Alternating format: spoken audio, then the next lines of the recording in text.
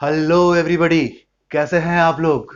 मैं राजेन आपको आपके चैनल क्वांटमेटिक्स में एक बार फिर से तहे दिल से स्वागत करता हूं।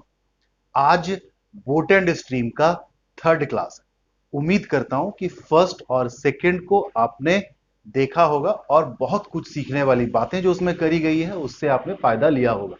तो उसी ताजगी के साथ, उसी उम्मीद के साथ आज के क्लास को भी आपके सामने मैं रख रहा हूं। स्टार्ट करता हूं आज के क्लास को पहले सवाल के साथ। ठीक है, आज के क्लास का पहला सवाल आपके स्क्रीन के ऊपर। सवाल कह रहा है, देखो, a man takes twice as long to row a distance against the stream as to row the same distance in favor of the stream. The ratio of the speed of the boat in still water and the stream is। रख रहा हूं data आपके सामने और साथ ही साथ इसको हिंदी में ट्रांसलेट भी करते चलेंगे। ठीक है, आज के क्लास का पहला सवाल। A man takes twice as long to row a distance against the stream as to row the same distance in favour of the stream. यानी कि टाइम टेकन पे बात हो रही है। टाइम टेकन जब वो अपस्ट्रीम जा रहा है और टाइम टेकन जब वो डाउनस्ट्रीम जा रहा है किसी पर्टिकुलर डिस्टेंस को, तब इन दोनों टाइम टेकन के बीच में जो रेशियो है मेरे भाई, वो 2:1 है। समझो बात, अपस्ट्रीम जाने में किसी पर्टिकुलर डिस्टेंस को डाउन स्ट्रीम के मुकाबले 2 गुना ज्यादा समय लेता है, एज पर योर क्वेश्चन। पहला लाइन, पहला सेंटेंस होपफुली आपको समझ में आया होगा। अब देखते हैं आगे। The ratio of the speed of the boat in still water and that of the stream. यानी कि आपसे पूछा क्या जा रहा है, आपको बताना है कि x:y जो होगा वो क्या होगा। यही सवाल। क्यों? क्योंकि speed of the boat in still water जिसे आप x एज्यूम करते हैं, और that of the stream, stream का स्पीड जिसे आप y एज्यूम करते हैं, x:y क्या होगा ये आपको कैलकुलेट करना है। बढ़े आगे, समझ गए होंगे। चलिए, अगर आपको टाइम टेकन पता है डाउन स्ट्रीम और अप स्ट्रीम दोनों का, और यह भी पता है कि डिस्टेंस सेम है, तो आप एक चीज बोलो, ये टाइम टेकन कैसे मेजर हुआ होगा। एक डिस्टेंस है, सपोज करिए वो d है, distance divided by speed. Speed यानी कि रिलेटिव स्पीड। रिलेटिव स्पीड कब? अप स्ट्रीम, यानी कि x-y, बोलो हाँ या ना, इज टू वही डिस्टेंस, अब मगर डाउन स्ट्रीम। डाउन स्ट्रीम यानी कि x+y, बोलो हाँ या ना। और ये दे रखा है मेरे भाई 2:1। बहुत ही मामूली चैप्टर, बहुत अच्छे से सीखेंगे आप और बहुत ही अच्छा परफॉर्म करेंगे अब एग्जाम में। चलिए, अब देखो, ये डी डी स्वाहा हो गया। मैं कर क्या रहा हूं, लेफ्ट हैंड साइड में जो रेशियो दिया हुआ है उसको रिड्यूस करने का कोशिश कर रहा हूं। और रिड्यूस करेंगे तो इधर चला आएगा आपका x+y, और यहां चला आएगा आपका x-y। होगा ना? बचेगा 1/x-y इज टू 1/x+y। इसे जब सिंप्लीफाई करेंगे तो अगला स्टेप आपका x+y इज टू x-y, यही होगा। और ये रेशियो कितना दे रखा है? 2:1। अब यहां से सॉल्व करने का मैं कोई भी स्टेप क्यों ना लूं, कहीं ना कहीं कुछ ना कुछ आर्ग्यूमेंट आपके मन में आ जाएगा कि सर ऐसे सॉल्व करते तो, वैसे सॉल्व करते तो ऐसा ना करो। मैं कोई एक तरीका ही आपके सामने रख सकता हूं, क्योंकि सारे तरीकों को सॉल्व करने का अगर मैं उठा करके इसी सवाल के पीछे भागता रहूं तो सवाल बहुत ही लंबा खींच जाएगा और सारे सवालों को मैं रख नहीं पाऊंगा। क्योंकि ये बात तो लाजमी है कि किसी भी सवाल को मैथमेटिक्स के अंदर सॉल्व करने का सैकड़ों तरीका हो सकता है। उसमें से कोई एक तरीका जो मुझे लगता है बेस्ट है अभी इस जंक्चर में आपके लिए, वो मैं आपके सामने रख रहा हूं। यहां पे करूंगा क्या मैं इसको सॉल्व करने के लिए, ये मीन टर्म है और ये एक्सट्रीम टर्म है। Product of mean term is equal to product of extreme term. अगर ऐसा करें तो 2 into this much, that means 2x minus 2y is equal to product of extreme term, यानी कि 1 into x plus y, that is simply x plus y. Solve करें अगर इसे, x को इधर ले आए तो 2x minus x, that is x, is equal to -2y को उधर लेके जाएं तो दैट इज 3y। अब अगला स्टेप क्या होगा, यानी कि x y को इधर लेके आ जाए तो x is to y is your 3 is to 1। तो ये मैंने एक तरीका लिया इस जगह से आगे प्रोसीड करने के लिए। आपको लगता है कुछ इससे बेहतर हो सकता है तो आप उसे फ्रीली अडॉप्ट कर सकते हैं। ठीक है, तो आपका क्वेश्चन था कि x इज टू वाई क्या होगा, and here is your answer, x is to y is 3:1। ठीक है, बढ़े आगे नेक्स्ट सवाल की ओर। चलिए, तो कुछ ऐसा ही सवाल है आज का जो सेकंड सवाल। सवाल कह रहा है, देखो, a man takes thrice as long to row a distance against the stream as to row the same distance in favour of the stream. Clear है बात? इससे पहले सवाल जो पहला लाइन में बोला था वही बात इस सवाल में भी बोला जा रहा है। आज के क्लास का सेकेंड सवाल, टाइम टेकन अप स्ट्रीम जाने में is to time taken downstream जाने में जो रेशियो दे रखा है वो 3:1 का है। If the speed of the man in still water be 18 kilometre per hour, एक बात और दे रखा है कि x जो है वो अगर 18 किलोमीटर पर आवर है, find the speed of the stream y पूछा जा रहा है। तो सवाल के पीछे का अंदरूनी बात को समझो। इससे पहले वाले सवाल में आपसे पूछा गया था x इज टू वाई क्या होगा।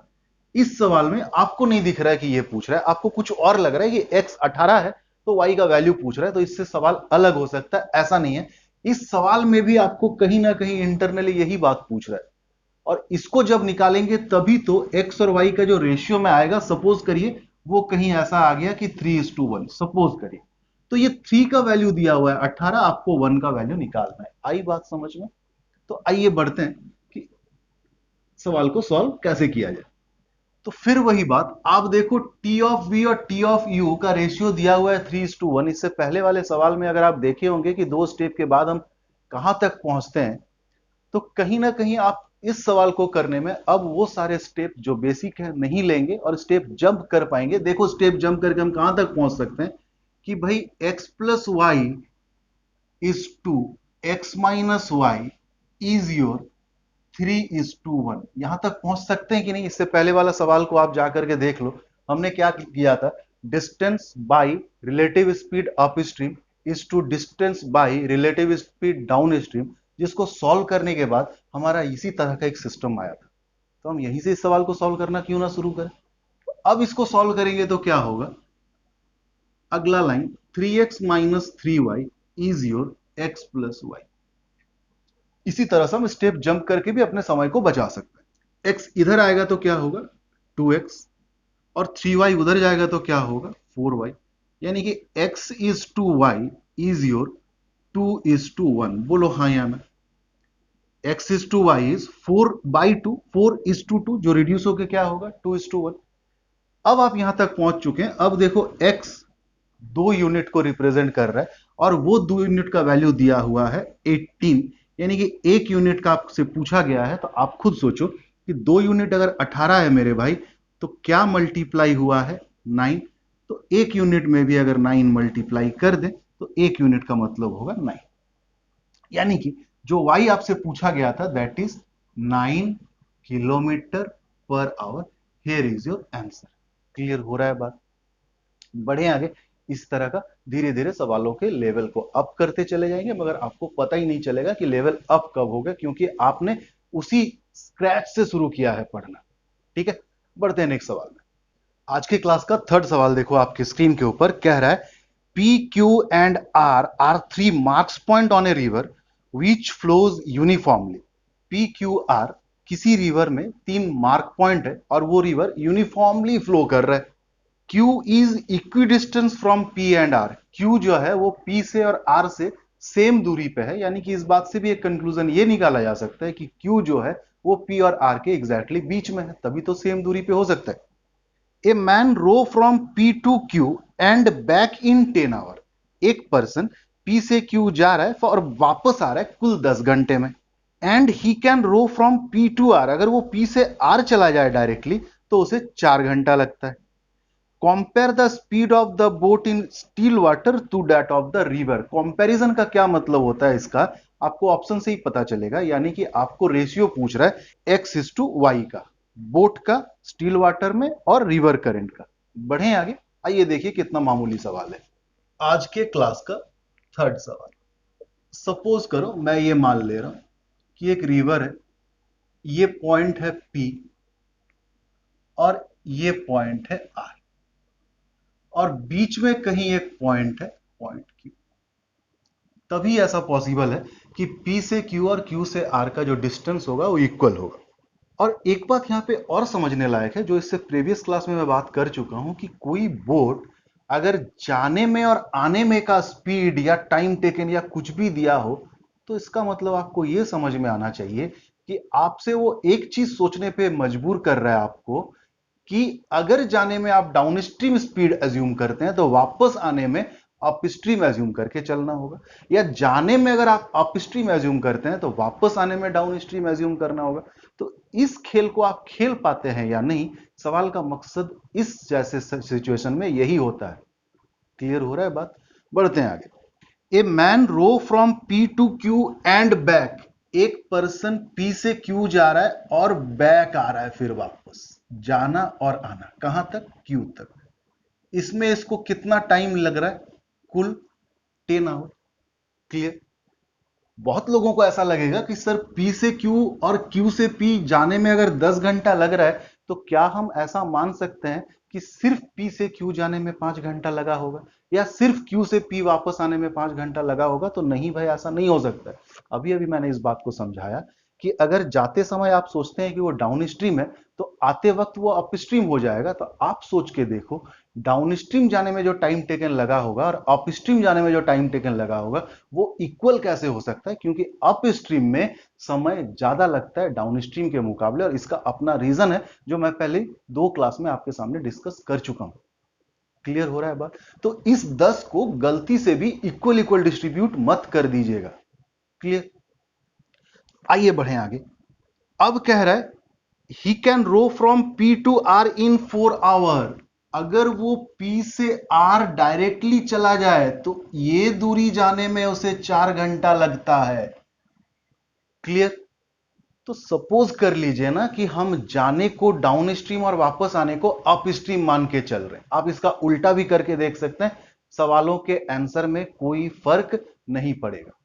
तो अगर हम ऐसा करते हैं तो अब हाँ, हम यहां पे यह कर सकते हैं कि P से R अगर 4 घंटा लगता है, तो हम ये मान के चल सकते हैं कि P से Q जरूर 2 घंटा और Q से R फिर 2 घंटा। क्योंकि ये देखिए, ये पूरा का पूरा डाउनस्ट्रीम में ही चला है। तो डाउनस्ट्रीम में अगर मैं कुल दूरी को कह लूं कि 4 घंटे में, तो जरूर आधा दूरी को मैं 2 घंटे में चला हूंगा। क्यों?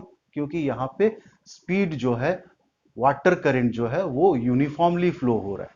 क्लियर? तो इक्वल इक्वल दूरी है अगर डाउन स्ट्रीम में, तो हम इक्वल इक्वल समय में ही पहुंच पाए होंगे। इस बात को अगर समझ लिए, तो अब आप सोचो कि P से Q, P टू Q जाने में 2 आवर लगा है। यानी कि ये जो P से Q गया है वो अगर 2 घंटा, तो कुल वापस आने में, यानी कि Q से P वापस आने में जरूर लगा होगा 8 घंटा। बोलो हाँ या ना? क्योंकि यहां से मुझे यह पता चल गया 4 घंटे के मदद से कि P से Q जाने में तो भाई 2 घंटा लगा होगा। पिछला स्टेटमेंट आपको क्या मालूम है कि P से Q गया, फिर Q से P वापस आया, तो कितना देर लिया? 10 घंटा। क्लियर हो रहा है बात? P से Q जाना और Q से P वापस आना अगर 10 घंटा, और आपको साथ ही साथ ये भी पता है कि P से Q जाने में सिर्फ 2 घंटा, तो जरूर वापस आने के समय में उसको लग गया होगा 8 घंटा। तभी तो कुल मिलाकर के 10 घंटा। तो हो गया बात खत्म।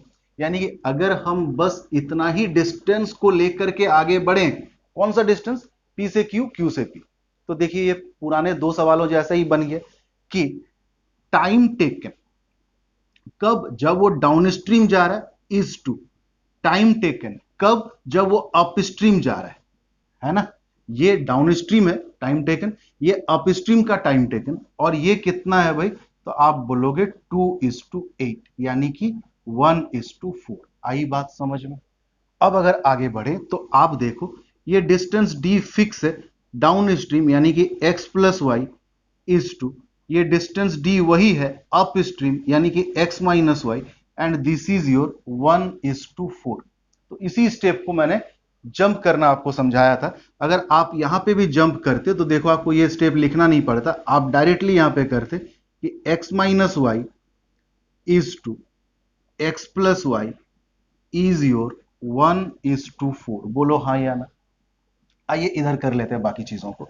अब सॉल्व करें अगर, तो ये आपका x plus y is equal to 4 into that much, यानी कि 4x - 4y।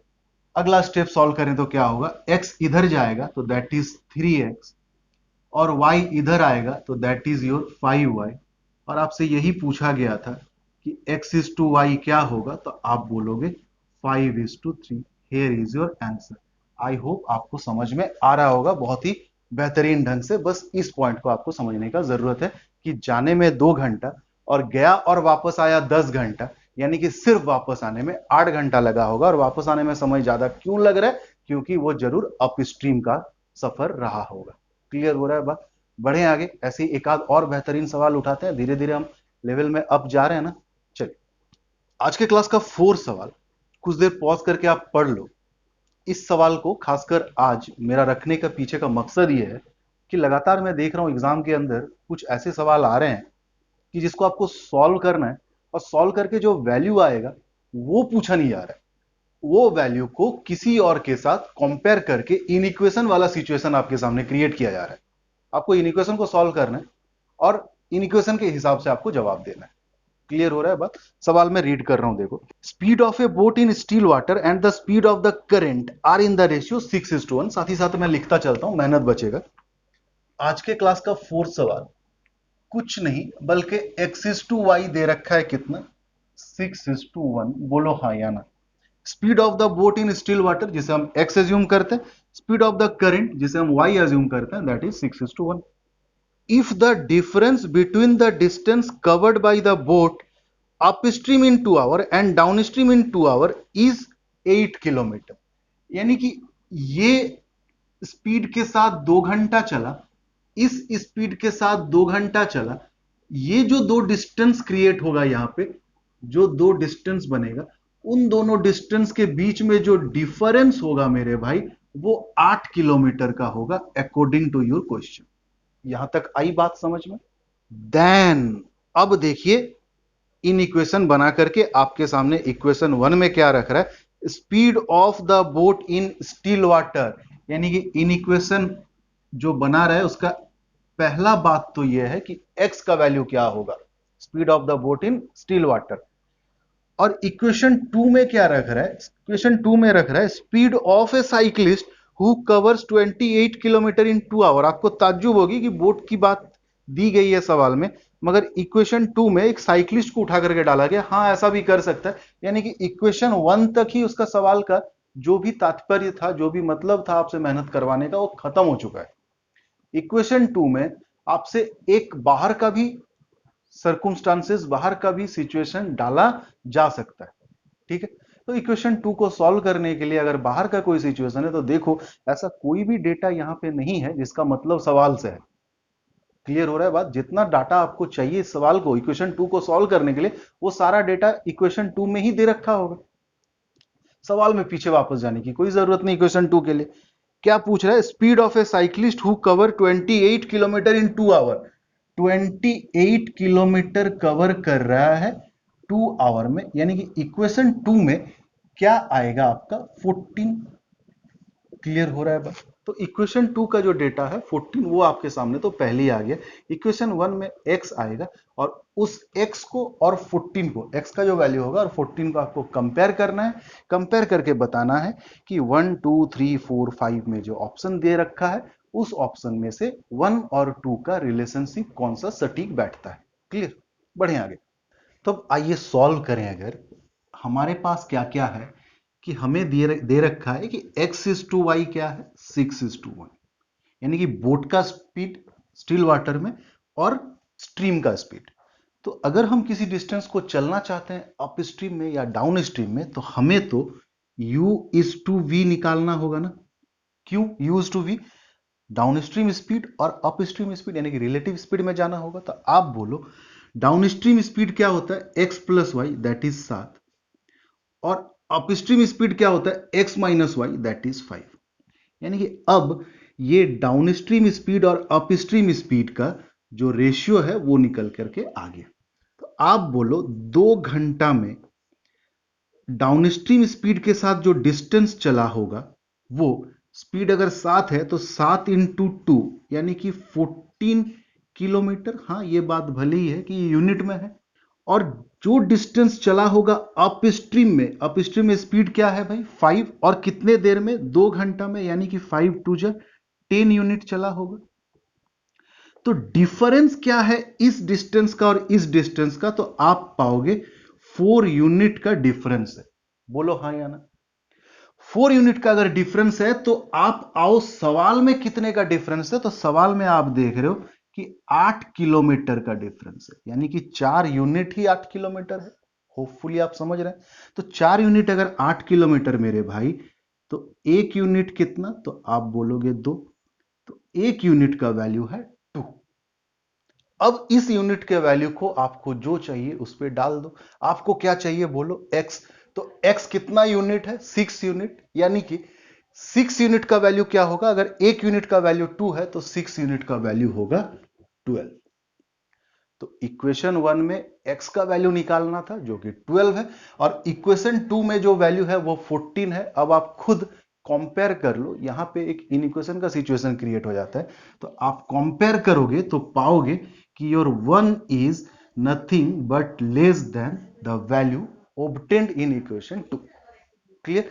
यानी कि जिस ऑप्शन में 1 इज लेस देन 2 है वही ऑप्शन आंसर है, यानी कि your answer is option number 2।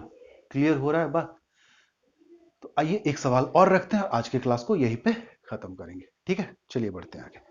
आज की क्लास का 5th सवाल और मजेदार होने वाला है। देखो सवाल क्या कह रहा है। The distance travelled by A swimmer along the stream is 50% more than that against the stream.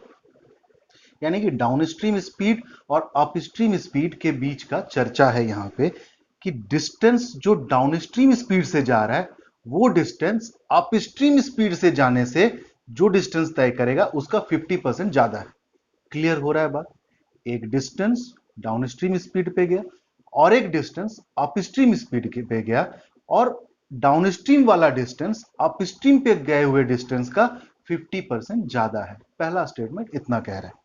Also, the time taken by him to go that distance along the stream is 10% less than that against the stream. अब time taken के बीच का चर्चा है। Downstream speed से जो distance तय किया है उस पे लगा हुआ समय अपस्ट्रीम स्पीड के साथ जो डिस्टेंस तय किया गया है उस पे लगे हुए समय का 10% कम है। Clear. If the swimmer goes 21 kilometre in 1 hour 24 minute along the stream, downstream speed के साथ अगर स्विमर 21 किलोमीटर जा पाता है 1 घंटे 24 मिनट में, तो आपको निकालना है क्या, find the rate of the current, y का वैल्यू। बहुत खूबसूरत सवाल है। आओ देखते हैं कैसे चुटकियों में सॉल्व किया जाता है। सवाल जितना डिफिकल्ट होता है हम सोचते हैं, मगर होता नहीं है उतना डिफिकल्ट, एक्चुअली में वो इजी होता है। आओ देखें कैसे। आज के क्लास का 5th सवाल। Distance travelled by A swimmer along the stream, यानी कि जो डिस्टेंस गया है डाउन स्ट्रीम में और एक डिस्टेंस गया है अप स्ट्रीम में, ये जो डिस्टेंस है वो इस डिस्टेंस से 50% मोर है। बोलो हाँ या ना। तो 50% का मतलब क्या होता है भाई, 1/2। तो अगर हम इसे 2 मान लें तो 2 से 50% यानी कि एक ज्यादा, तो ये डिस्टेंस कितना, 3 यूनिट। तो इतना चीज में मिटा दे रहा हूं। ठीक है, चलिए अगला स्टेटमेंट क्या है। The time taken by him to go that distance, time taken to go that distance along the stream, यानी कि यू के साथ, और वो टाइम टेकन वी के साथ इज 10% लेस, यानी कि यहां पे कुछ समय लगा, यहां पे कुछ समय लगा, ये समय इससे 10% कम है मेरे भाई। अच्छा, 10% का क्या मतलब होता है, तो आप बोलोगे 1/10, यानी कि ये समय को अगर हम 10 मान लें तो ये समय 9, 10 से 10% ऑफ 10 यानी कि एक कम। तो distance travelled in upstream down stream का रेशियो निकल गया, और देयर रिस्पेक्टिव टाइम टेकन का रेशियो निकल गया। क्लियर। यानी कि डिस्टेंस निकल गया और टाइम टेकन निकल गया। अब स्पीड पे आ जाए फटाफट से। चलिए, तो इतना बात को मिटा रहे हैं। ठीक है, पहला बात तो ये कि स्पीड होता क्या है, तो आप बोलोगे डिस्टेंस बाय टाइम। तो इसी बात का इस्तेमाल करते हैं। Speed downstream that is u, speed upstream that is v, क्या होगा, डिस्टेंस बाय टाइम यानी कि 3/9 इज टू 2/10, यही होगा ना स्पीड का रेशियो। बोलो हाँ या ना। क्यों? क्योंकि स्पीड डिस्टेंस बाय टाइम होता है, डिस्टेंस ये है और टाइम टेकन ये है रेस्पेक्टिवली। तो सॉल्व करें अगर इसे, तीन तीन में कटेगा और ये 5 में कटेगा, 1/3 इज टू 1/5, तो हम एक स्टेप जंप करके लिख रहे हैं that is 5:3। Down stream speed और अप स्ट्रीम स्पीड का रेशियो 5:3 है। तो जब u इज टू वी 5:3 आ गया, तो अब हमें रुक करके सवाल में एक बार जाकर के और देखना चाहिए कि क्या यहीं से हम x इज टू वाई निकाल लें या कुछ और चीजें इस बात पे डिपेंड करता है। किस बात पे? u इज टू वी पे। मैंने यहां पे कहा कि x इज टू वाई यहीं पे निकाल लें, निकाला जा सकता है। बोलो x इज टू वाई क्या होगा, x u प्लस वी का आधा यानी कि 5 प्लस 3 8 का आधा that is 4, y u minus v यानी कि 5 माइनस 3 2 का आधा यानी कि 4:1। क्लियर हो रहा है बात? बट मैंने कहा कि सवाल में जाकर के देख लेते हैं कि क्या इस बात पे और कोई चीज डिपेंड करता है क्या। तो आइए सवाल में देखें। सवाल में कह रहा है if the swimmer goes 21 kilometre in 1 hour 24 minute along the stream, यानी कि इस u का वैल्यू दे रखा है, तो हम x इज टू वाई में जाएं क्यों अभी, कैसे कि 21 किलोमीटर जाता है 1 आवर 24 मिनट में using downstream speed along the current. तो यहीं से हम स्पीड निकाल सकते हैं 21 किलोमीटर 1 आवर 24 मिनट यानी कि 1 प्लस 24/60 आवर। बोलो हाँ या ना। 12 2 12 5 यानी कि 5 प्लस 2 7/5 आवर में कितना किलोमीटर? 21 किलोमीटर। तो ये जो स्पीड है डाउन स्ट्रीम दैट इज 21/7/5, 7 तिया 21 5 तिया 15 किलोमीटर पर आवर। ये किसका वैल्यू है मेरे भाई? यू का। तो अगर u 15 किलोमीटर पर आवर है यानी कि 5 यूनिट 15 किलोमीटर पर आवर है, तो 3 यूनिट क्या होगा? 5 अगर 15 है यानी कि 3 गुना किया गया है, तो 3 कितना होगा अगर 3 गुना कर दें? तो 9 किलोमीटर पर आवर। यानी कि u और v का रिजल्ट जो है वो आ गया।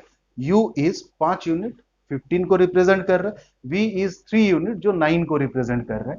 यानी कि इस जगह पे अब करते हैं हम, u दिया हुआ है आपका 15 किलोमीटर पर आवर और v दिया हुआ है आपका 9 किलोमीटर पर आवर। x भी निकल सकता है यहां से और y भी निकल सकता है। आइए देखते हैं पूछ क्या रहा है। Find the rate of the current, that means आपको सिर्फ y से मतलब होना चाहिए, आप x भी निकाल सकते हैं, मगर पूछा गया है y। तो y का वैल्यू क्या होगा? 15 माइनस 9 का आधा, 15 माइनस 9 दैट इज 6, 6 का आधा यानी कि 3 kilometre per hour. Here is your answer. आई बात समझ में? अगर आपसे x पूछा जाता तो x is u plus v का आधा यानी कि 15 प्लस 9 का आधा। क्लियर हो रहा है बात? तो इस तरह के जबरदस्त सवालों को लेकर के बहुत जल्द आ रहा हूं मैं इसके 4th पार्ट में। बने रहना हमारे साथ। Tata, take care guys, thank you.